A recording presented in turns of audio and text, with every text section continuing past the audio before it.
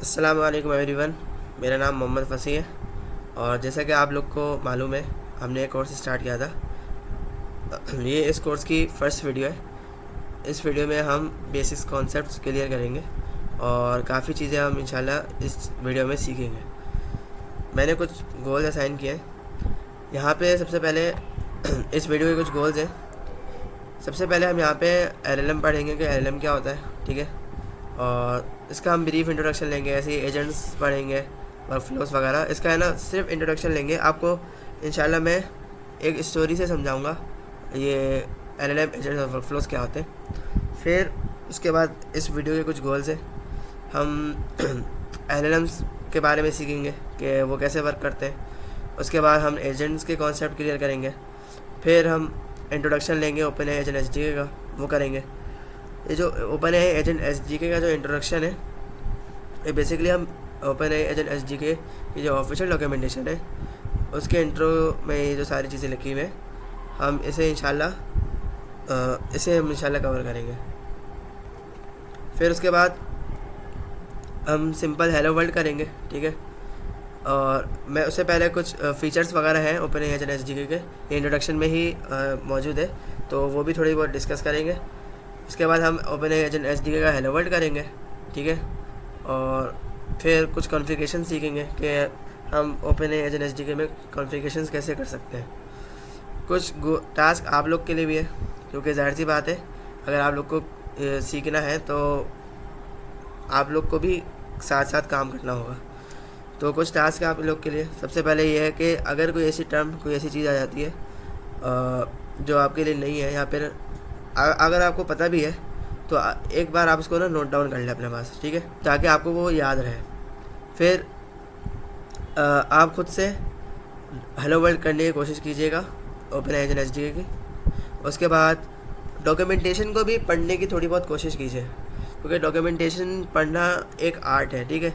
ये स्टार्टिंग में किसी में नहीं होता। जब मैं पहले ओपन एजेंट एसडीके को पहली दफ़ा पढ़ने आया था तो मुझे भी डॉक्यूमेंटेशन को इतना नहीं पढ़ना आता था, लेकिन आहिस्ता आहिस्ता मुझे डॉक्यूमेंटेशन से समझ आने लगा। तो ये जितना आप इसको डॉक्यूमेंटेशन से पढ़ेंगे, आहिस्ता आहिस्ता आपको डॉक्यूमेंटेशन समझ आने लगेगी। तो डॉक्यूमेंटेशन से अगर आपको पढ़ के समझ आ जाता है तो ये बहुत बड़ी बात है, ठीक है। ये अपने अंदर बहुत बड़ा आर्ट है। तो ये वाली चीज़ आप अपने अंदर पैदा करें कि आपको डॉक्यूमेंटेशन पढ़ के समझ आ जाए कि भाई कहा इस फला चीज़ के बारे में क्या कहा गया, ये कैसे यूज़ होगी, ठीक है। अगली चीज़ हाँ, ये वो कॉन्फ़िगरेशन वाली बात है, ये आप लोग ट्राई कीजिएगा। इंशाल्लाह आज हम वीडियो में भी इसको करेंगे, तो आप लोग ख़ुद भी एक दफ़ा ट्राई कीजिएगा कि अगर हम अलग मॉडल्स यूज़ करें ओपन एजेंट एसडीके को एसडीके में, तो उसको कनेक्ट कैसे करेंगे, सही है। उसके बाद अपनी प्रोग्रेस वगैरह कमेंट बॉक्स में शेयर करिएगा। तो हम आगे बढ़ते हैं। सबसे पहले हमने क्या सीखना था? सबसे पहले हमने एलएलएम एजेंट्स वर्कफ्लोस, इसको सीखना है। तो हम आगे चलते हैं। एलएलएम की फुल फॉर्म होती है लार्ज लैंग्वेज मॉडल। ये वर्ड आपने बहुत बार सुना होगा और इंशाल्लाह आज हम इसको एक एग्जांपल से समझेंगे और ये समझेंगे कि एलएलएम असल में है क्या, ठीक है। तो मैं इंशाल्लाह आपको एक कहानी सुनाता हूँ। आप ऐसा कंसिडर करें कि आप एक लाइब्रेरी के अंदर एंटर होते हैं। वो लाइब्रेरी दुनिया की सबसे बड़ी लाइब्रेरी है, ठीक है। उस पर दुनिया जहाँ की इंफॉर्मेशन वहाँ पे मौजूद है। उस लाइब्रेरी में मिलियंस ऑफ बुक्स हैं और वहाँ पर दुनिया भर की जितनी भी इंफॉर्मेशन है वो वहाँ पर मौजूद है। आप वहाँ पर एंटर होते हैं, आप देखते हैं सामने एक लाइब्रेरियन बैठा हुआ है। लाइब्रेरियन आप सबको पता ही होगा कि कौन होता है। तो एक लाइब्रेरियन बैठा हुआ है, एक बंदा है, उसके हाथ नहीं है, ठीक है। अच्छा, हम है ना साथ साथ लिखते भी जाते हैं। हमने अभी पढ़ा कि कौन है, लाइब्रेरियन एक, सही है, और उसके हाथ नहीं है। पहली चीज़ हमने उसकी क्या देखी, उसके हाथ नहीं है, उसके हाथ नहीं है, ठीक है। पहले हमने उसका एक वो देख ली, उसकी क्या नाम है, उसके बारे में हमें एक चीज़ बच गई कि भाई उसके हाथ नहीं है। और उस लाइब्रेरी की कुछ खसूसियात है और कुछ उसके खामियाँ हैं। तो एक एक करके हम लाइब्रेरियन के बारे में जानते हैं। सबसे पहली चीज़, जो लाइब्रेरियन है उसकी खसूसियात ये है कि उसने इस लाइब्रेरी की हर एक बुक को अच्छे से पढ़ा हुआ है, अच्छे से समझा हुआ है, ठीक है। उसको इस लाइब्रेरी की हर एक बुक के बारे में नॉलेज है, और इस लाइब्रेरी के किसी भी बुक को आप उठा के उससे सवाल करते हैं तो वो आराम से उसका आंसर आपको दे देगा। ठीक है, तो सबसे पहली क्या चीज़ है इसमें, उसने लाइब्रेरी की सारी बुक्स रीड की हुई है। उसने लाइब्रेरी की सारी बुक्स रीड की हुई है। ठीक है, तो पहली चीज़ ये हो गई। अब दूसरी चीज़ एक और ये है, वो खामी है, वो ये है जैसा कि हमें पता है कि उसने इस लाइब्रेरी की सारी बुक्स को रीड किया हुआ है और उसको समझा हुआ है। अगर हम अपने पास से कोई बुक ले आते हैं, ठीक है, हम इस लाइब्रेरी की बाहर की कोई एक बुक ले आते हैं, समझा कि आपकी कोई पर्सनल बुक है जो इस लाइब्रेरी से बिलोंग नहीं करती, और वो लाते हैं और आप उसमें से कोई सवाल करते हैं इस लाइब्रेरियन बंदे से, तो वो उस सवाल का जवाब नहीं दे पाएगा। और ये कॉमन सेंस भी है ना, कि अगर आप किसी पर्टिकुलर इन्फॉर्मेशन में से तैयारी करें, आप उस पर प्रिपरेशन करें और प्रैक्टिस करें, फिर अगर आपसे कोई उस पीस ऑफ इंफॉर्मेशन से बाहर कोई सवाल कर ले तो जाहिर सी बात है आप तो उसका जवाब नहीं दे पाओगे। तो ये इसके एक और एक खामी है कि कोई भी ऐसी बुक जो बाहर की हो उसका जवाब वो नहीं दे सकता, उस इंफॉर्मेशन के बारे में वो नहीं बता सकता। ठीक है, बाहर की नॉलेज के बारे में इसे नहीं पता। ठीक है, एक ये चीज़ हो गई। एक और चीज़, एक खामी और है, वो ये है कि लाइब्रेरी से रिलेटेड जितनी इन्फॉर्मेशन है वो सारी तो उसको पक्की याद है। ठीक है, वो कभी नहीं भूलता, लेकिन अगर आप कुछ और नई चीज़ उसको जाके बताएं, जैसे कि आप उसको बताएं कि भाई मेरा नाम मोहम्मद फसी है, तो वो थोड़ा भुलक्कड़ है, वो फ़ौरन भूल जाएगा कि भाई आपका नाम क्या था। सही है, तो मतलब ऐसा है कि आपने उसको बताया कि भाई मेरा नाम मोहम्मद फसी है, और वो बोलेगा ठीक है मोहम्मद फसी, नाइस टू मीट यू। फिर अगर अगले सवाल में आप पूछते हो कि भाई ये बताओ कि मेरा नाम क्या था, तो वो इतनी देर के लिए भी आपका नाम याद नहीं रखेगा, वो फ़ौरन भूल जाएगा, वो पूछेगा भाई मुझे आपका नाम नहीं पता। तो वो थोड़ा भुलक्कड़ है। सही है, और भुलक्कड़ भी किस सेंस में मैंने बताया, नॉलेज जो लाइब्रेरी का डेटा है उसमें नहीं, मतलब लाइब्रेरी की जितनी नॉलेज है वो तो उसको अच्छे से आती है। ठीक है, उसमें वो तो उसको अच्छे से आता है, वो नहीं भूलता, लेकिन अगर आप कुछ एक्स्ट्रा बताएं, एक्स्ट्रा नॉलेज में भुलक्कड़ है वो। सही है, तो ये कुछ चीज़ें हैं लाइब्रेरियन की। ठीक है, ये कुछ पॉइंट्स हैं जो लाइब्रेरियन के बारे में है। आप उससे सवाल करते हैं कि भाई मुझे ना ब्लैक होल के बारे में बताएं, तो वो क्या करेगा, वो इन्फॉर्मेशन गैदर करेगा, मतलब उसको तो याद ही है, और वो एक आंसर बना के देगा। बना के देने से मुराद ये नहीं कि अगर फॉर एग्जांपल इसको ऐसे समझते हैं कि अगर एक बुक में ना एक ब्लैक होल के बारे में लिखा हुआ है, ठीक है, तो एज इट इज़ वो उस बुक की लाइंस आपको नहीं प्रोवाइड करेगा, मतलब ऐसा नहीं कि वो उस बुक की एज इट इज़ लाइन आपको बताए, ऐसा नहीं है। वो क्या करेगा, वो इन्फॉर्मेशन लेगा बुक्स वगैरह से, और उसके बाद वो ख़ुद से अपना एक आंसर बना के देगा। ठीक है, तो इसको हम कहते हैं कि उसने जनरेट करके दिया, तो वो जनरेट करता है। ठीक है, एक नया आंसर बनाता है, ऐसे बनाता है, खुद से आंसर बनाता है। ठीक है, और आंसर बनाने के लिए जो उसको इन्फॉर्मेशन चाहिए होती है वो उस लाइब्रेरी की है, और वो उसको सारी याद है। तो ये सारी चीज़ें हैं एक लाइब्रेरी के बारे में।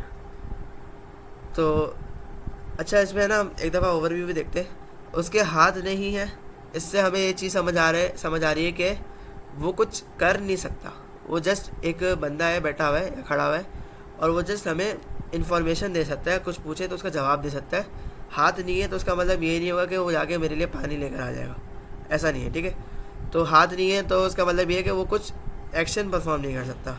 दूसरी चीज़ ये कि उसने लाइब्रेरी के सारे बुक्स रीड की हुई है, तो उसका मतलब ये है कि इसने इसके बाद एक पर्टिकुलर डेटा है, अमाउंट ऑफ इंफॉर्मेशन है, और उससे भी कोई सवाल करे तो वो उसका जवाब दे देता है। अगली चीज़, बाहर की नॉलेज के बारे में से नहीं पता। बाहर की नॉलेज के बारे में से नहीं पता मतलब अगर हम कोई इसमें एक्स्ट्रा चीज़ उसको बताने जाए कि भाई मेरा नाम ये है वगैरह वगैरह, तो वो आपका नाम फ़ौरन भूल जाएगा। ठीक है, तो ये नीचे वाला पॉइंट था, भुलक्कड़ वाला। बाहर की नॉलेज का मतलब यही है कि भाई अगर हम उसके बाहर कोई सवाल करें, ठीक है, जो लाइब्रेरी की बुक्स है उसके बाहर कोई अपनी एक बुक ले आए और उसमें से सवाल करें तो उसका जवाब नहीं दे सकता, वो प्रेडिक्ट कर सकता है। प्रेडिक्ट वाली बात भी है इसमें कि उसके पास जाहिर सी इसके पास इतनी ज़्यादा नॉलेज है, ठीक है, तो आपको अंदाज़ा लगा लें कि अगर किसी के पास इतने सारी नॉलेज हो तो उसकी थिंकिंग लेवल बहुत अच्छी होती है, ठीक है। तो वो उस बेसिस पे प्रेडिक्ट कर सकता है, ठीक है। तो यहाँ पर मैं एक चीज़ भी डाल देता हूँ कि इसमें है ना, प्रेडिक्ट कर सकता है, ये प्रेडिक्शन कर सकता है, ये सही है। और फिर और ये है कि जब भी वो कोई आंसर, किसी भी सवाल का जवाब देगा, तो वो क्या करेगा, वो खुद से एक आंसर बना के देगा। इन्फॉर्मेशन इधर उधर से उसको तो याद वो होगी, क्या नाम है, मेमोराइज होगी, और फिर वो एक आंसर आपको बना के देगा। मतलब मैं इसका बताने का मकसद ये था कि ऐसा नहीं होगा कि आपको वो, जैसे कि एक बुक है तो बुक के आपको पूरे सफ़े वैसे के वैसे लिख के दे दे, वो आपको समराइज़ करके एक आंसर बना के देगा। तो ये हमने एक रियल लाइफ एग्जांपल से समझा, ठीक है, कि एक लाइब्रेरियन है और उसमें कुछ खसूसियात है और कुछ उसमें खामियाँ हैं। तो असल में जो LLM है ये बिल्कुल ऐसा ही है, ठीक है। ये जो मैंने जितनी सारी चीज़ें बताई, आप इसको LLM ही कंसिडर कर लें।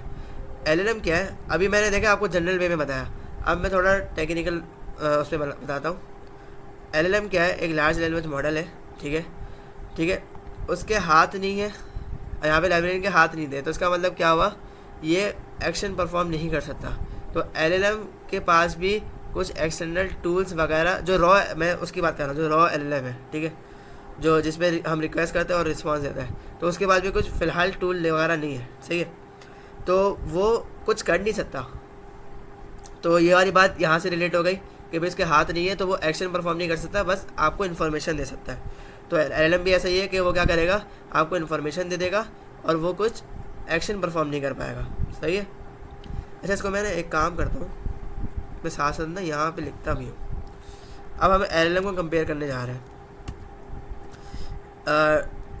टूल्स नहीं है उसके पास, टूल्स, वहाँ पे हमने हाथ की बात की थी, यहाँ पे हम टूल्स की बात कर लेते हैं। टूल्स नहीं होते। अच्छा, ये मैं LLM की बात कर रहा हूँ, ये वैसे बात नहीं कर रहा कि अभी कोई आके यहाँ पे क्लेम करे कि नहीं, हम तो ChatGPT वगैरह यूज़ करते हैं, उस पर टूल्स होते हैं, अगर हम उसमें कोई वेदर पूछे, कुछ भी पूछे तो वो आपको बता देता है। तो हम उसकी बात ही नहीं कर रहा, मैं डायरेक्ट लार्ज लैंग्वेज मॉडल की बात कर रहा हूँ, ठीक है। तो ठीक है, पहली चीज़ हमने क्रेडिट कर ली। दूसरी चीज़ ठीक है, उसने लाइब्रेरी के सारे बुक्स रीड किए हुए हैं।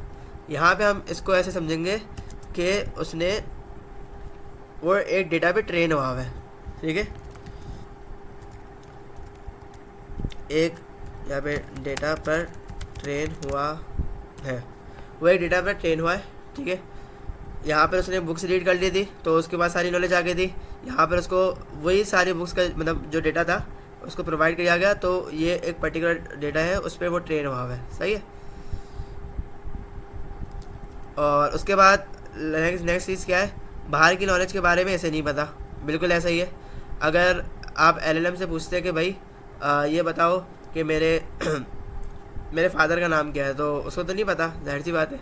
ऐसे कोई भी सवाल कर ले जो आपके पर्सनल इन्फॉर्मेशन से रखता हो, और इन शॉर्ट वो जो डेटा जिस पे ट्रेन हुआ है उसके बाहर के कोई सवाल करे तो वो आपको एक्सक्यूज़ ही कर देता है, ठीक है। पर्सनल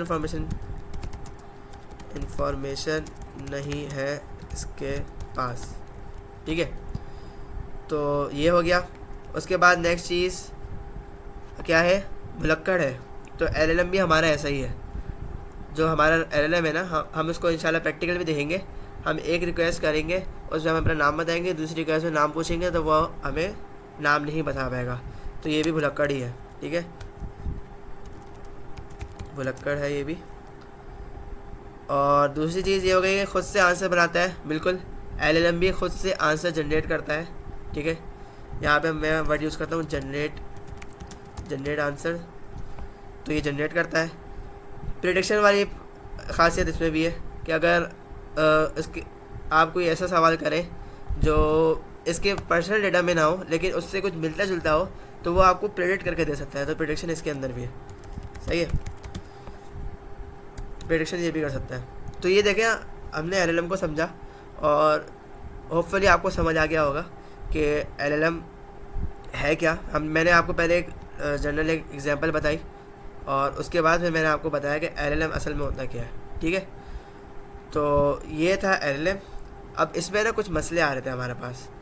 मसले ये आ रहे थे कि जैसे कि मुझे है ना, फॉर एग्ज़ाम्पल मेरे दोस्त की बर्थडे पार्टी है, मुझे है ना अपने दोस्त के लिए बर्थडे पार्टी अरेंज करनी है। तो ज़ाहिर सी बात है बहुत सारे टास्क करने पड़ेंगे, जैसे कि फॉर एग्ज़ाम्पल वेन्यू सेलेक्ट करना कि भाई कौन सी जगह पे होनी चाहिए, कहाँ पर होनी चाहिए, और गेस्ट को इनवाइट करना, और बाकी खाने वाले का इंतज़ाम, बहुत सारी चीज़ें होती हैं जो हमें करनी पड़ती हैं। तो अगर हम एलएलएम से कहें, ठीक है, तो हमने सबसे पहली चीज़ ये पढ़ी कि वो कुछ एक्शन नहीं कर सकता, ठीक है। यहाँ पे मैं लिख देता हूँ, एक्शंस नहीं कर सकता, ठीक है। तो वो एक्शंस नहीं कर सकता, और आपको पता है कि भाई वेन्यू बुक करना, खाने का इंतज़ाम कराना, ये सारे एक्शंस होते हैं, ठीक है। तो एलएलएम नहीं कर सकता ये सारी चीज़ें। हाँ, ये आपको सजेशंस बिल्कुल दे सकता है कि भाई अगर आपको ये करना है तो आप इसको ऐसे करो, आप इसको ऐसे करो, अगर आपको पार्टी को और इंगेजिंग बनाना है तो आप इसको इसमें ये ऐड करो, ये सारी चीज़ें वो कर देगा।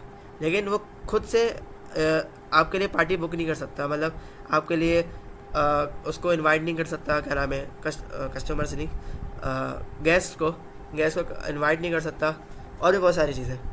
तो हमने क्या करा, उसको ना थोड़ा अच्छा करा। क्या करा कि जैसे कि आप इसे समझ लें, पहले मैं लाइब्रेरियन से आपको बताता हूँ। अब लाइब्रेरियन के हाथ नहीं थे, ठीक है, तो वो कुछ नहीं कर पा रहा था। तो अब हम क्या करते हैं, अब हम लाइब्रेरियन के हाथ ले आते हैं, सही है।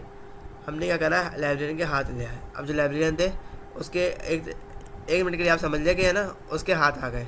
जब उसके बाद हाथ आ गए तो वो एक्शंस परफॉर्म कर सकता है, ठीक है, वो एक्शंस परफॉर्म कर सकता है। और आप उससे कोई चीज़ करते हो, जैसे कि मैंने उससे बोला कि भाई मुझे ना पार्टी अरेंज करनी है, और पार्टी अरेंज करनी है दोस्त के लिए, तो मुझे है ना मुझे वेन्यू बुक करके दो। आपने वेन्यू की डिटेल्स बताई, उसने वो बुक करके दे दिया, ठीक है। उसके बाद एक्सेस था, उसके बाद टूल्स थे कुछ, मैं कोशिश कर रहा हूँ ना मैं ज़्यादा ये टूल्स ये सारे वर्ड्स यूज़ ना करूँ, अभी हम जनरल लेके चल रहे हैं ना। तो उसके बाद कुछ आप ये समझ लें, उसके बाद एक्सेस था चीज़ों का कि है ना वो काम कर सकता है। तो हमने उसको बोला कि भाई तुम वेन्यू बुक करो, उसने वेन्यू बुक कर दिया। हमने कहा कि भाई ये हमारे गेस्ट हैं, हमने उसको कॉन्टेक्ट लिस्ट दे दी, इन सबको इनवाइट करो। तो व्हाट्सएप का एक्सेस था, तो उसने व्हाट्सएप को एक्सेस करके सारे इनविटेशन भेज दी सबको, ठीक है। फिर आपने बोला कि है ना ये फला रेस्टोरेंट है और यहाँ से हमने खाना पकवाना है, तो ये पकवाना है, तो तुम है ना क्या करो, उस रेस्टोरेंट में बुक कर दो कि भाई इस टाइम ये खाना यहाँ पर पहुँच जाए। तो ये सारी चीज़ें उसने कर दी। अब यहाँ पे ना एक मसला आ रहा है, मसला ये आ रहा है कि यहाँ पर आपकी इंगेजमेंट ज़रूरी है, ठीक है, आपको लग के काम करवाना पड़ रहा है। अब लाइब्रेरियन को आप ऐसा समझ लें कि लाइब्रेरियन एक सारी चीज़ें अभी है उसके पास, अब उसके हाथ आ गए ना, जब उसके हाथ आ गए ना तो उसको एक एक चीज़ बतानी पड़ी है। अगर हम उसको फॉर एग्जांपल जनरल एग्जांपल लेते हैं, मैं उसको बताना पड़ा कि भाई जाओ पानी लेकर आओ मेरे लिए, तो वो पानी लेकर आ रहा है, ठीक है। मैं उसको बोला कि भाई ये वेन्यू बुक करो, तो वो वेन्यू बुक कर रहा है, तो वो सारी चीज़ें कर रहा है, लेकिन वो हमें बताने पड़ रहे हैं, सही है।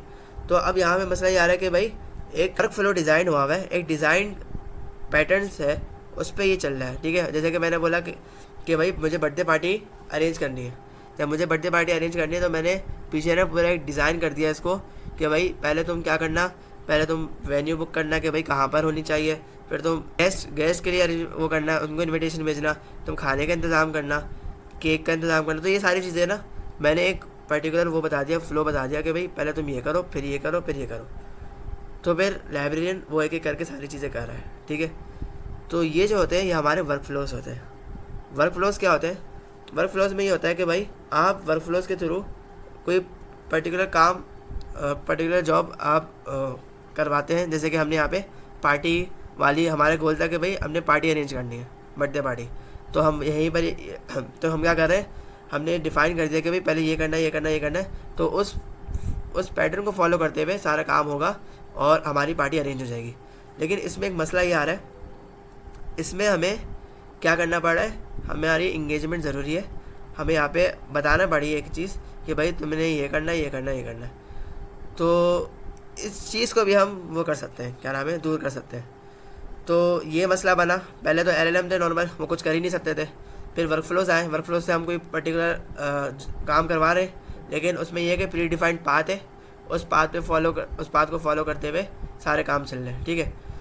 तो ये वर्क फ्लोज होएगा, और इसमें ह्यूमन इन द लूप, मतलब ह्यूमन की इंटीग्रेशन ज़रूरी है। ह्यूमन को बताना पड़ रहा है कि तुम्हें क्या करना है।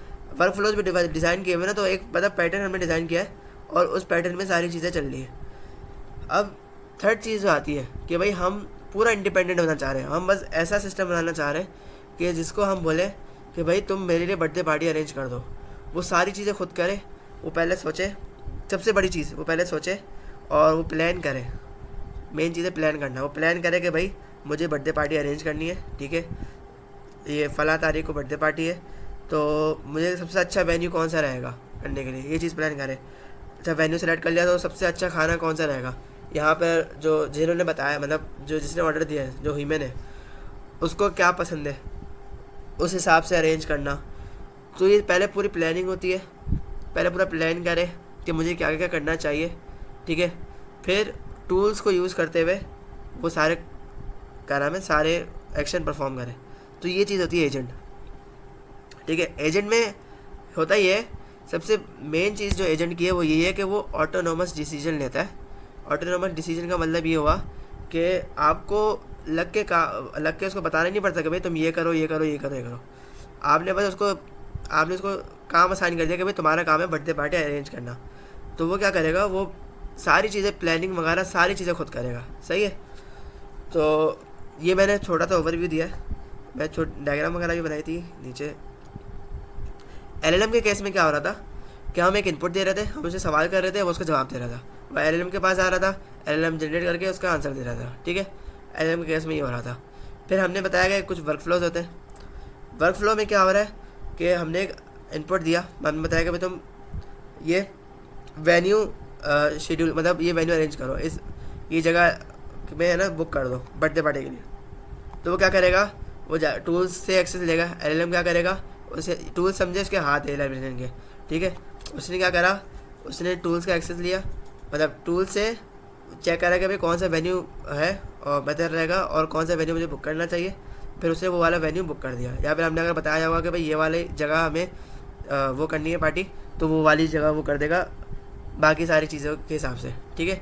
फिर हमने बता दिया कि भाई हाँ आपका वेन्यू बुक हो चुका है। तो इसमें ना डिफाइंड एक पाथ सेलेक्टेड था, ठीक है, एक पाथ था, उसको फॉलो करते हुए सारे काम हो रहे थे। और इसमें हमें चीज़ें बतानी पड़ी थी कि भाई तुम ये करो, ये करो, ये करो, सही है। अब जो नेक्स्ट चीज़ आई हमारे पास, एजेंट। एजेंट में देखें आप, एजेंट में AI एजेंट क्या करेगा, सबसे पहले रीजनिंग करेगा, प्लानिंग करेगा कि भाई मेरे स्टेप्स क्या होने चाहिए। मुझे अगर बर्थडे पार्टी के लिए वो करना है, बर्थडे पार्टी अरेंज करनी है, तो मुझे सबसे पहले क्या करना चाहिए, उसके बाद क्या करना चाहिए, फिर उसके बाद क्या करना चाहिए। उसने पूरी प्लानिंग कर ली, अच्छे से उसने सोचा और उसने प्लानिंग कर ली। फिर उसके बाद उसने टूल्स की मदद से सारी चीज़ें कर ली, ठीक है। मतलब टूल्स की वजह से वेन्यू भी बुक करा लिया, गेस्ट को भी इनवाइट कर लिया, और बाकी चीज़ें जो एसेट्स वगैरह जो बाकी चीज़ें वो भी अरेंज कर ली। तो ये सारी चीज़ें AI एजेंट करता है। अगर कहीं पर कुछ प्रॉब्लम है, या फिर उसको लगता है कि भाई ये मुझे पर्टिकुलर टास्क इटरेट का मतलब होता है दोबारा करना चाहिए, ठीक है, इटरेशन करनी चाहिए, तो वो उसको दोबारा फिर से परफॉर्म करके देखेगा कि भाई क्या इस तरह से बेहतर है या फिर पहला तरीका बेहतर था। तो ये सारी चीज़ें AI एजेंट करता है, ठीक है। होपफुली मैं अपनी बात आपको डिलीवर कर पाया, उम्मीद तो मैं ये रखता हूँ। तो AI एजेंट्स, LLM और वर्क फ्लो। पहले हमने देखा LLM में क्या था, LLM से हम कुछ सवाल कर रहे थे, उसको डायरेक्ट जवाब दे रहा था, और उसकी हमने खामियां वगैरह भी पढ़ी, उसमें क्या मसले थे, ये हमने सारी चीज़ें पढ़ी कि वर्क AI LLM का था। LLM के बारे में हमने पढ़ा कि LLM में क्या क्या चीज़ें होती हैं और उसमें क्या क्या इश्यूज़ थे और क्या उसके बेनिफिट्स थे। उसके बाद में हमने देखा कि भाई वर्क फ्लोस क्या होता है, वो वर्क फ्लोस में कैसे काम होता है। उसके बाद फिर हमने एजेंट्स पढ़े, ठीक है। ये हमने सिर्फ कॉन्सेप्ट क्लियर किया है। अगर आज के बाद आपसे कोई पूछता है कि LLM क्या होता है, तो आप उसको आराम से बता सकते हैं, ठीक है। यहाँ पे देखें मैं कोई डेफिनेशन वगैरह पे नहीं गया, मैं डायरेक्ट आपको एक कॉन्सेप्चुअली चीज़ें बताई कि भाई मैंने एक पूरी स्टोरी सुनाई आपको और उस स्टोरी से रिलेट करके LLM को बताया फिर मैंने उसी स्टोरी को थोड़ा इन्हेंस करके बताया कि अगर हम उसको थोड़ा इन्हेंस करें, हम उसमें लाइब्रेरियन के हाथ ले आए तो उससे क्या फ़ायदा होगा।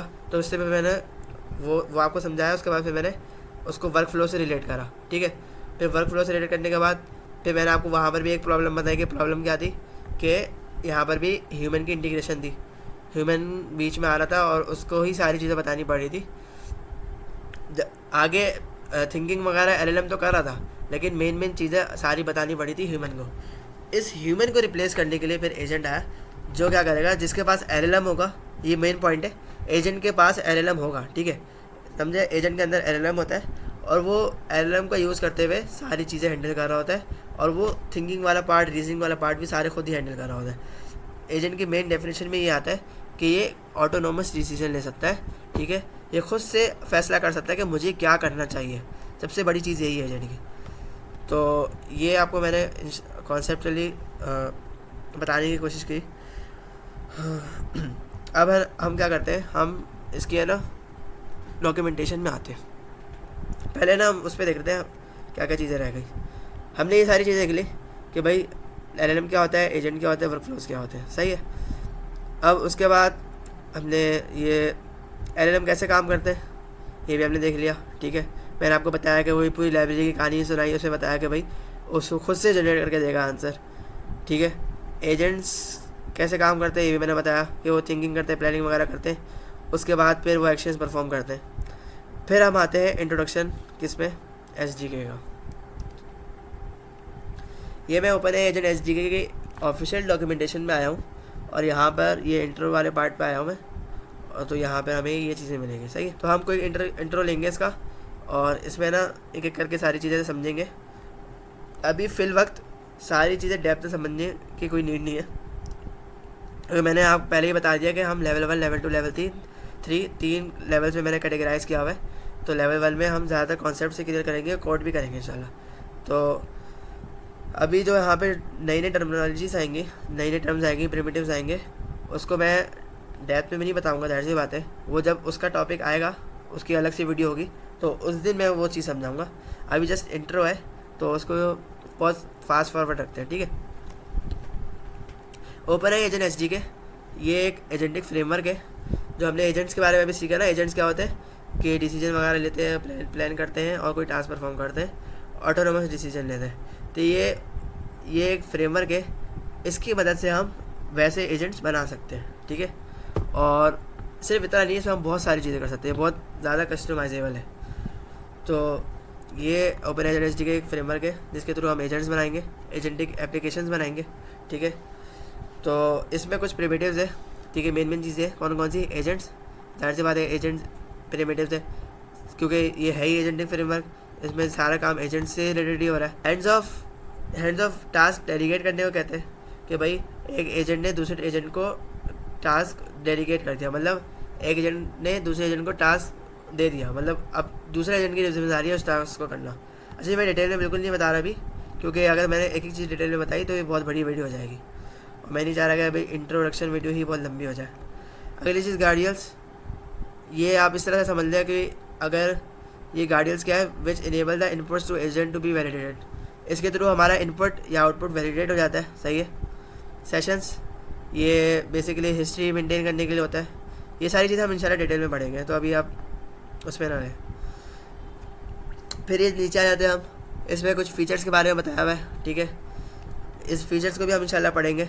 एजेंट लूप, एजेंट एसजीके के अंदर ना एजेंट लूप का एक कॉन्सेप्ट आता है, एजेंट लूप भी हम इंशाल्लाह आने वाली वीडियोस में सीखेंगे। और इसकी एक ख़ास बात ये है कि ये बहुत, इसका जो पाइथन का सिंटैक्स है बहुत आसान है, ठीक है। इसमें हमें एब्स्ट्रैक्शन लेवल पे काम नहीं करना पड़ता, हमें अगर पाइथन की थोड़ी बहुत भी नॉलेज है तो हम इसके अंदर कोड कर सकते हैं। तो ये यूज़र फ्रेंडली बहुत है ओपन एजेंट एसजीके, इसलिए इसका ये बहुत बड़ा प्लस पॉइंट है। दूसरी चीज़ हैंड्स ऑफ, मैंने ऊपर बताया था कि टास्क डेलीगेट करने को कहते हैं। गार्डियल्स इनपुट या आउटपुट वैलिडेट करने को कहते हैं। सेशन, वही सारी चीज़ें हो गई। इनपुट हिस्ट्री, फंक्शन टूल्स, ये बेसिकली ये हाथ वाली बात आ रही है जो मैंने लाइब्रेरियन के केस में की थी आपसे, कि लाइब्रेरियन के जो हाथ वाली बात की थी ना, कि आप समझ लें कि हमने लाइब्रेरियन के हाथ दे दिए, अब वो चीज़ें कर सकता है, एक्शन कर सकता है। तो ये जो एजेंट हमारा एक्शन परफॉर्म करेगा ना, वो इन टूल्स के थ्रू ही करेगा, इस टूल की वजह से वो एक्शन परफॉर्म कर पाएगा। बाकी ट्रेसिंग वगैरह हमारे पूरे फ्लो को, जो हमारा फ्लो चल रहा होगा उस पूरे को हम ट्रेस कर सकते हैं, ठीक है। ये सारी भी यहाँ पे चीज़ें प्रोवाइडेड है SDK में। तो ये कुछ चीज़ें हैं, ये मैंने डिटेल में इसलिए नहीं बताई, और क्योंकि इंशाल्लाह इस हर एक टॉपिक पे एक वीडियो बनेगी, तो मुझे नहीं लगता कि इंट्रोडक्शन में मुझे सारी चीज़ें ऐसे बतानी चाहिए। तो हम आगे चलते हैं, हम इसके ना इंस्टॉलेशन करते हैं। अब हम ओपन SDK को पढ़ने जा रहे हैं। तो मैंने ये VS कोड खोला हुआ है, यहाँ पे ना मैं UV का प्रोजेक्ट बनाता हूँ, UV इनिट। इससे ना UV का प्रोजेक्ट इनिशलाइज हो जाएगा। डॉट का मतलब ये है कि जिस डायरेक्टरी में मैं हूँ, मैं चाह रहा हूँ कि इस डायरेक्टरी में ही प्रोजेक्ट बने। सही है, देखिए प्रोजेक्ट बन गया। और उसके बाद मैं मेन पे ही काम कर लूँगा, मसला नहीं है। सबसे पहले मैं एक वर्चुअल इन्वायरमेंट बनाता हूँ। एक होता है ग्लोबल इन्वायरमेंट, एक होता है वर्चुअल इन्वायरमेंट। यहाँ पे हम वर्चुअल इन्वायरमेंट बनाते हैं और इसके अंदर पैकेज इंस्टॉल करेंगे। तो होगा ये कि उस पैकेजेस को मैं इस फोल्डर के अंदर कहीं पर भी यूज़ कर सकता हूँ। सही है, तो हमने पहले वर्चुअल इन्वायरमेंट क्रिएट किया, उसके बाद मैंने इससे एक्टिवेट होता है। ये सारी चीज़ें आपको पता होगी, इसलिए मैं जल्दी जल्दी कर रहा हूँ।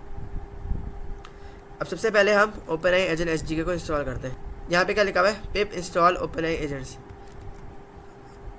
अगर हमें UV में किसी पैकेज को इंस्टॉल करना है तो हम पिप इंस्टॉल की जगह क्या लिखते हैं, UV ऐड OpenAI एजेंट्स, ठीक है। तो मैं इसको चलाता हूँ। तो यहाँ पे क्या होगा, OpenAI एजेंट SDK का जो पैकेज है वो मेरे इस वर्चुअल इन्वायरमेंट में VENV के फोल्डर के अंदर हो जाएगा, सेव हो जाएगा, मतलब डाउनलोड हो जाएगा।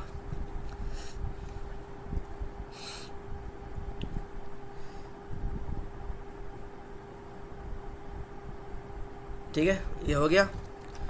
उसके बाद हम मेन फाइल में आते हैं। यहाँ पे हम बेसिक कोड करेंगे। एक तो ये है कि मैं यहाँ से कोड कॉपी करूँ, वहाँ पेस्ट कर दूँ, लेकिन मैं चाह रहा हूँ कि मैं खुद से कोड करके दिखाऊँ आपको, और जो जो भी चीज़ें हम खुद से इसको सीखें। और जब आप भी प्रैक्टिस करें ना, तो यही चीज़ फॉलो करेगा कि कभी भी ऐसे कॉपी पेस्ट ना करें, आप खुद से कोड लिखें, ठीक है। मैंने भी जितना पढ़ा है, सारी चीज़ें सीखी है, वो मैंने खुद से कोड करके ही सीखी है। तो हमने कुछ चीज़ें पहले इंपोर्ट करनी पड़ेगी। तो हम क्या करते हैं, फ्रॉम एजेंट्स हम कुछ चीज़ें इंपोर्ट करते हैं। पहले हम एजेंट इंपोर्ट करेंगे, सही है। इस पर एजेंट क्लास है। दूसरी चीज़, एक चीज़ होती है रनर। यहाँ पे रनर का काम क्या होता है, एजेंट क्या है, एजेंट हम एजेंट क्रिएट कर देते हैं इस क्लास के थ्रू। फिर जब एजेंट को हमें कॉल करना होता है, मतलब एजेंट को हमें चलाना होता है, रन करना होता है, तो उसके लिए यहाँ पे रनर वाली क्लास काम आती है। एजेंट खुद से नहीं चलता, उसके लिए हमें रनर की ज़रूरत पड़ती है, सही है। तो हम क्या करते हैं, सबसे पहले फ्रॉम एजेंट्स इंपोर्ट एजेंट, यहाँ पे हमने रनर को कर दिया। अब नेक्स्ट हम क्या करेंगे, सबसे पहले एजेंट बनाएंगे। एजेंट के अंदर फ़िलहाल के लिए आप दो चीज़ें समझें कि दो चीज़ें हम नॉर्मली दे रहे हैं। पहली नेम, एजेंट का नेम क्या होगा, तो मैं यहाँ पे एजेंट का नाम रख देता हूँ असिस्टेंट, सही है। दूसरा एजेंट की इंस्ट्रक्शंस,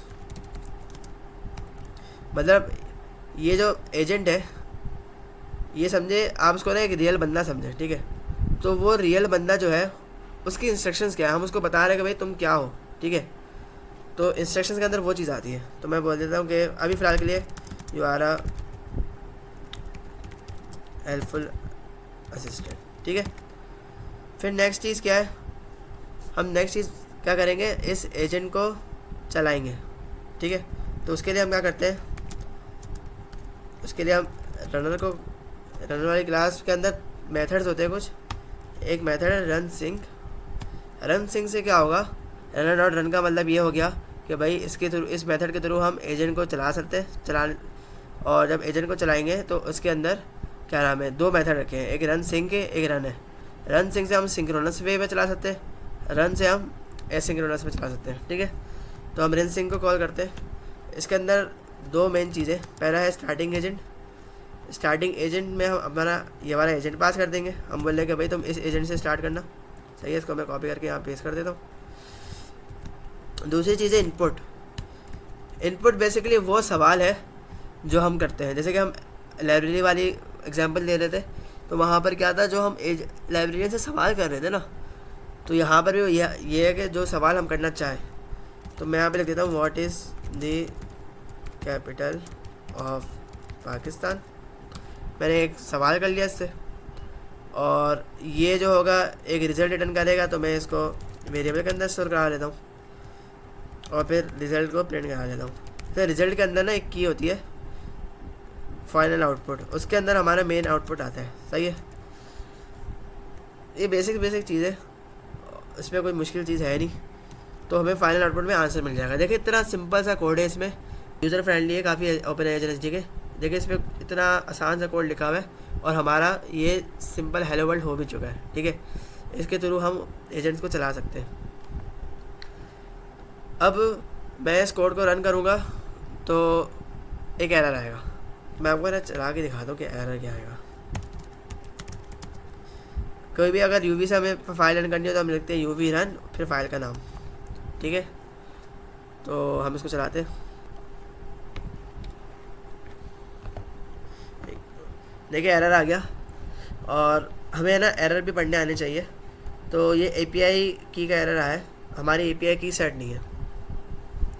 एजेंट, ये जो एजेंट है इसको चलाने के हमें एपीआई की लगती है, क्योंकि जो एलएलएम होता है ना, हमें इस अपनी इस क्या नाम है, इस एप्लीकेशन को हमें एलएलएम तक जोड़ना है। ठीक है, तो उसके लिए कुछ क्रेडेंशियल्स होते हैं, एपीआई कीज़ होती है। उस एपीआई की के थ्रू एपीआई की हम प्रोवाइड करेंगे, तो होगा ये कि फिर हमारा एलएलएम इस एप्लीकेशन से जुड़ जाएगा, और जब इस एप्लीकेशन से जुड़ जाएगा तो हम आसानी से उसको यूज़ कर सकते हैं। ठीक है, क्योंकि मैंने आपको पहले बताया था कि एजेंट के अंदर एलएलएम होता है, तो हमें एलएलएम तो यूज़ करना है। तो एलएलएम बहुत सारे हैं, ठीक है, दुनिया में बहुत सारे एलएलएम बने हुए, और ये भी डिपेंड करता है कि भाई आप कौन सा मॉडल यूज़ कर रहे हो, आप किसकी सर्विस यूज़ कर रहे हो। ठीक है, आपने नाम सुने होंगे, ओपन एआई का है, जेमिनी का है, तो ये सारी चीज़, ये सारे एलएलएम्स होते हैं। और तो आप कौन सा यूज़ कर रहे हैं, तो आपको उसी की एपीआई की लगेगी। अभी फ़िलहाल हम ओपन एआई एजेंट एसडीके में ओपन एआई की यूज़ कर रहे हैं, तो मैं काम ही करता हूँ, मैं ओपन एआई की सेट कर देता हूँ। ठीक है जी, मैंने क्या करा, मैंने यहाँ पे .env की फ़ाइल बनाई और यहाँ पर ओपन एआई की सेट कर दी है। अच्छा, मज़े की बात यह है कि मुझे यहाँ पर इस ओपन एआई की को एक्सेस करके यहाँ पे पास करने की भी ज़रूरत नहीं है। बैकएंड में ये खुद उसको वहाँ से एक्सेस कर लेगा, बस नाम याद रहे कि ओपन एआई एपीआई की इसी नाम से हमें बनानी है। अगर हम डॉक्यूमेंटेशन में आए तो यहाँ पे देखिए इसने बताया हुआ कि ओपन एआई एपीआई की को इस नाम से अगर आप बनाएंगे तो ये खुद ही पीछे से बैकएंड में इस कोड को, मतलब इस की को एक्सेस कर लेगा। तो आई गेस मुझे ना क्या करना पड़ेगा, .env मुझे ना लोड कराने पड़ेंगे इसको, लोड .env। सही है, और यहाँ पे मैं जो कीज़ है उसको लोड करा देता हूँ। अच्छा, ये तो पाइथन की चीज़ें, ये सब तो आपको पता होगी। इससे हुआ क्या, ये जो .env की फ़ाइल है मैं यहाँ पे लोड करा दूँगा। अब इसको एक्सेस मिल जाना चाहिए, होपफुली। देखते हैं, देखिए आंसर आ गया, the capital of Pakistan Islamabad. देखिए इतनी आसानी से हमने हेलो वर्ल्ड कर लिया ओपन एआई एसडीके का। ओपन एआई एसडीके बहुत आसान है, ठीक है, कोई इसको मुश्किल समझने की ज़रूरत नहीं है, ये आसान है। ये बस आपकी थोड़ी सी प्रैक्टिस और आपका थोड़ा टाइम लेगी, लेकिन आपको बहुत अच्छे से इंशाल्लाह आ जाएगी। तो ये ओपन एआई एसडीके का हमने हेलो वर्ल्ड कर दिया। अब मसला ये है कि हमने किससे करा है, हमने ओपन एआई एपीआई की से करा है। यहाँ पे मैंने कौन सी की सेट करी है, ओपन एआई की है ना, लेकिन ये जो है ये पेड होती है। सही है, तो हम ये चाह रहे हैं कि भाई हम ओपन एआई एपीआई की यूज़ ना करें, हम कोई और मॉडल यूज़ करें। अच्छा ठीक है, हम कोई और मॉडल यूज़ करें, और वो मॉडल यूज़ करें जो फ्री हो। तो गूगल का जेमिनी है, ठीक है, उसकी हम एपीआई की फ्री में जनरेट करा सकते हैं, और वो बिल्कुल फ्री होती है। तो हम ना वो वाला काम करते हैं, हम क्या करते हैं, अब इसी चीज़ को किस में रन करके देखेंगे, जेमिनी में रन करके देखेंगे। सही है, मैं इसका ना फाइल का नाम चेंज कर देता हूँ। मैं इसका नाम लिख देता हूँ हेलो वर्ल्ड फ्रॉम नहीं ओपन एआई, और दूसरे का रख दूँगा जेमिनी।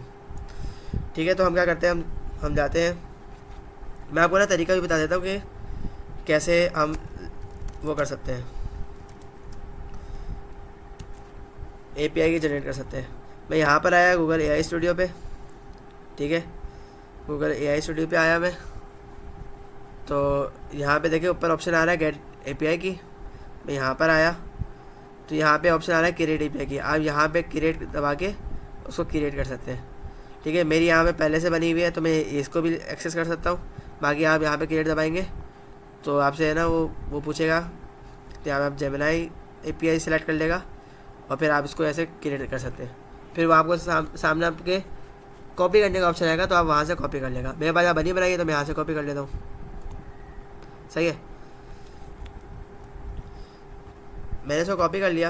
अब मैं क्या करता हूँ, मैं यहाँ पे एक वो बनाता हूँ वेरिएबल जेमिनाई API की, और उसको यहाँ पे सेट कर लेता हूँ, ठीक है। मैं वो कर दूँगा, क्या नाम है, इसके बाद मैं ये की डिलीट कर दूँगा तो कोई भी इसको है ना एक्सेस करने की वो ना करे, कोशिश ना करे। उस की को यहाँ पे एक्सेस करते हैं तो API की का एक वेरिएबल बनाते हैं, और हमें यहाँ पे OS की ज़रूरत पड़ेगी, ठीक है। और os.environ.get, यहाँ पे मैं नाम देता हूँ जेमिनाई API की, सही है।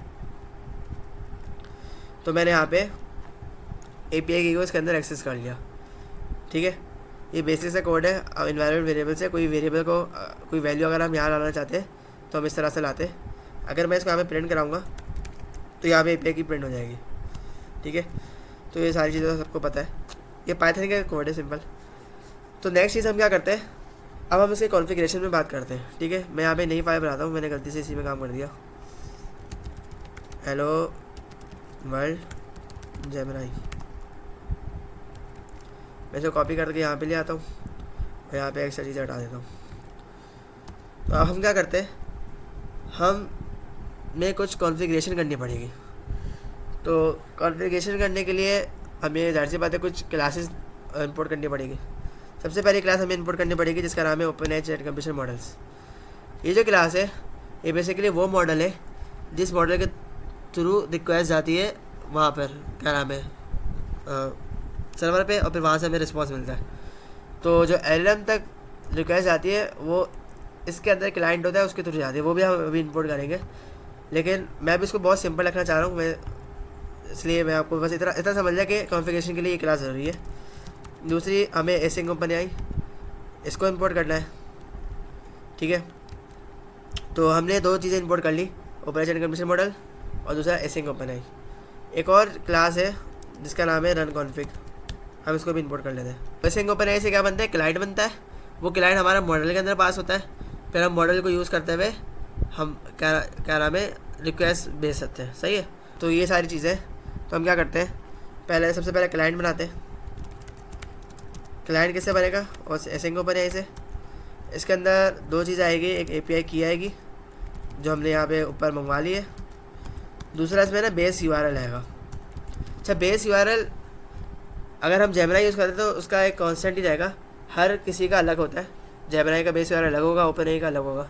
तो ये सारी चीज़ें, तो बेस URL यहाँ पे जेमिनाई वाला आएगा। अब हमें जेमिनाई का बेस URL मिले कैसे, हम क्या करते हैं, कोई ऐसी चीज़ आ जाए ना जो आपको कोड में मिल नहीं रहा हो, आप डायरेक्ट उसको क्रोम पे सर्च कर लिया करें। आप सिंपल लेके जेमिनाई बेस URL, तो हम इस लिंक पे जाते हैं, ठीक है। तो इसके अंदर बेस URL आपको मिल जाएगा, ये रहा बेस URL, ये रहा, ठीक है। हम इसको कॉपी कर लेते हैं। देखिए इसलिए बिल्कुल वैसे क्लाइंट बनाया हुआ है जैसे हम बनाते हैं, हम भी यहाँ पे यही काम कर रहे हैं। तो हमने क्या करा है, इस बेस URL को कॉपी कर लिया। अब इस क्लाइंट की ज़रूरत कहाँ पड़ेगी, मैंने आपको क्या बताया था, इस मॉडल के अंदर पड़ेगी, इस क्लास के अंदर। तो हम इससे हम एक मॉडल बनाएंगे, open AI chat computer model, और इसके अंदर ये क्लाइंट आएगा ओपन AI क्लाइंट के नाम से, ये क्लाइंट हम पास कर देंगे। दूसरी चीज़ इसके अंदर आती है मॉडल। अब ये मॉडल क्या है, देखिए आपको नाम से ऐसे ही पता चल जाएगा। जैसे गाड़ियाँ होती है ना, गाड़ियों में कुछ मॉडल्स होते हैं, यहाँ पर भी हमारे उसके मॉडल्स होते हैं LLMs के। तो हम यहाँ पे क्या करेंगे, जेमिनाई यूज़ कर रहे हैं तो हम जेमिनाई मॉडल यूज़ करेंगे 2.0 फ्लैश, सही है। हम ये भी यूज़ कर सकते हैं, हम 1.5 भी यूज़ कर सकते हैं, हम प्रो भी यूज़ कर सकते हैं, ठीक है। तो हमने एक मॉडल सेलेक्ट कर लिया कि हमने कौन सा मॉडल यूज़ करना है, और हमने यहाँ पे क्लाइंट भी पास कर दिया।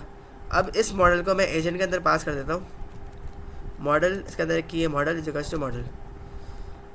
अब क्या होगा, अब जो हमारा ये चलेगा ना हेलो ये जेमिनी पे चलेगा। अब अगर मैं इसको रन करूं तो अब हमने क्या करा, हमने कॉन्फ़िगरेशन कर दी, हमने मॉडल चेंज कर दिया। मॉडल हमारा ये है जेमिनी 1.5 और हमारी इस बेस URL पे रिक्वेस्ट जाएगी और वहाँ से आंसर आएगा। अभी जो चल रहा है ये हमारा जेमिनी का चल रहा है। ये कोड आप सबके पास चलेगा क्योंकि जेमिनी की फ्री में बनती है और आप सबके पास होपफुली होगी। ओपन है कि पैसों की होती है, ठीक है, उसके लिए आपको मिनिमम $5 का टॉपअप करना पड़ेगा, बट जबकि ये आपकी फ्री में होती है। तो मैंने पहले आपको ओपन एआई की से करके दिखाया ताकि मैं आपको ये बता सकूं कि एसेंशियल कोड क्या है, मेन कोड क्या है। मेन कोड इतना सही है, ठीक है, लेकिन जब हम इस पर कॉन्फ़िगरेशन करने जाएंगे तो कुछ चीज़ें हमें एक्स्ट्रा ऐड करनी पड़ेंगी। जो ये रही, ये सिर्फ कॉन्फ़िगरेशन कर लिए।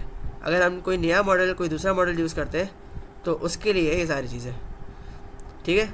और इस मॉडल को हमने यहाँ पास कर दिया। अच्छा, ये कॉन्फ़िगरेशन के भी लेवल्स हैं। अभी मैं आपको लेवल 1 पे पढ़ा रहा हूँ कॉन्फ़िगरेशन, ठीक है। ये जो मैंने यूट्यूब पे प्लेलिस्ट रखी है ना, उसके लेवल 1 लेवल 2 लेवल 3, तो अभी मैं लेवल 1 पे पढ़ा रहा हूँ, इसलिए मैं इतना ज़्यादा डेप्थ नहीं जा रहा क्योंकि अगर अभी कॉन्फ़िगरेशन सिर्फ कॉन्फ़िगरेशन पे रहे तो इस पर बहुत लंबा टॉपिक हो जाएगा और वैसे ही ये वीडियो काफ़ी लंबी हो चुकी है। तो ये सारी चीज़ें थी, हमने हेलो वर्ल्ड सीख लिया। इंशाल्लाह मैं कोशिश करूँगा कि वीडियो अपलोड करते रहूँ और जल्द से जल्द हम ये सारी चीज़ें सीखें। बाकी किसी का कोई क्वेश्चन हो तो पूछ लीजिएगा, हम एक दफ़ा ये चेक कर लेते हैं कि हमने क्या क्या कर लिया, ठीक है। ये जो फीचर्स वाली बात थी ये डॉक्यूमेंटेशन में थी, वो मैंने आपको बता दी थी ओवरव्यू करके, ठीक है, फास्ट ट्रैक पे। फिर ये hello world, simple hello world हमने कर लिया, हमने कॉन्फ़िगरेशन के साथ कर लिया, मतलब हमने जेमिनी के साथ भी कर लिया और यहाँ पे ओपन एआई के साथ भी कर लिया। तो हमारे ये सारे काम हो गए, आज के गोल तो तकरीबन पूरे हो गए और ये सारे टास्क आपको मैंने बता दिए थे। एक दफ़ा मैं ओवरव्यू ले लेता हूँ अपने कोड का। अच्छा, इसमें मैंने एक नई क्लास, एक एक्स्ट्रा क्लास वो कराई है इनपुट, इसको इंशाल्लाह किसी और वीडियो में डिस्कस करेंगे, ठीक है, क्योंकि वो फिर कॉन्फ़िगरेशन में फिर काफ़ी और चीज़ें सामने वो हो जाएगी ना, तो ये वीडियो और लंबी हो जाएगी, तो वो वाली मैंने क्लास हटा दी। तो उसको हम एक फास्ट ट्रैक में देख लेते हैं। हमने सबसे पहले क्या करा है, load.env कुछ चीज़ें इंपोर्ट करी है, उसके बाद हमने env को लोड कराया है, फिर हमने ओपन जो हमारी जेमिनी API की है उसको हम यहाँ पे लेकर आए, ठीक है, अपनी फ़ाइल में। हमने एक क्लाइंट क्रिएट किया, बेसिकली क्लाइंट ही होता है जिसके थ्रू आगे रिक्वेस्ट जाती है। इसी के अंदर चैट कंप्लीशन, एक चैट डॉट कंप्लीशन करके एक मेथड होता है, वहाँ पर हम रिक्वेस्ट भेज सकते हैं। ये इंशाल्लाह हम एडवांस लेवल्स में पढ़ेंगे। तो इस क्लाइंट हमने क्रिएट किया, उसमें हमने API की सेलेक्ट करी, बेस URL सेलेक्ट किया और फिर हमने मॉडल बनाया। मॉडल के अंदर हमने क्लाइंट पास कर दिया और मॉडल सेलेक्ट करने के बाद हमने जेमिनी 1.5 फ्लैश यूज़ करना है। हमने एजेंट बनाया, उसके अंदर मॉडल पास कर दिया और बाकी हमने एजेंट को चलाने के लिए रनर की क्लास का रन सिंक वाला मेथड कॉल किया और उसको भी हमने उसका फाइनल आउटपुट ला के देख लिया। एक छोटा सा टास्क मैं आपको देता हूँ, वो ये है कि आप लोग, हमने कौन सा मेथड देखा, रन सिंक, आप लोग इसका ये रन वाला मेथड चला के देखेगा, ठीक है। ये टास्क आप लोग के लिए, यहाँ पर मैं इसको ऐड कर दूँगा और ये जो टास्क है ये आपको है ना, मैं आपको यहाँ पर भी मिल जाएगी goals.txt में, मैं यहाँ पे इसको ऐड भी कर दूँगा और इंशाल्लाह मैं गिटहब पे कोड पुश करूँगा तो आपको वहाँ पर ही मिल जाएगा। तो यहाँ पे आपको आखिरी टास्क ये है कि आपको रन वाला मेथड करके देखना है और आई गेस यहाँ पे रन सिंक हुआ है। चले, आप डॉक्यूमेंटेशन पढ़ें, डॉक्यूमेंटेशन सीखें और आपको मैंने टास्क बताया ना 3-4, ये सारी चीज़ें करें। किसी का कोई सवाल हो और कोई सजेशंस हो मेरे लिए या फिर और कुछ चीज़ें हो तो वो भी आप कमेंट बॉक्स में बता दें, ताकि फिर इंशाल्लाह अगली वीडियो से मैं कोशिश करूँ कि उस तरह से चीज़ें फॉलो हो। सही है, तो होपफुली आज की वीडियो आप लोग को समझ आई होगी।